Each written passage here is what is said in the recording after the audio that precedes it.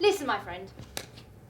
We're here to tell a story of the case of Dr. Jekyll and Mr. Hyde. Dr. Jekyll and Mr. Hyde. And we're meant to be telling this story together, not becoming the story. You and me, we're a team. We're a double act. We're inseparable. Did you ever remark that door? Says one of them. And Mr. Enfield to his friend. And Mr. Utterson. Utterson. It is connected in my mind with a very odd story.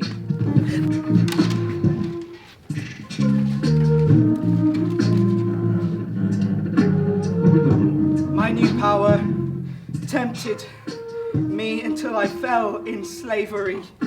I had but to drink the cup, to doff at once the body of the noted professor, and to assume like a thick cloak that of Edward Hyde. The pleasures which I made haste to seek in my disguise were undignified, but in the hands of Edward Hyde they soon began to turn towards the monstrous.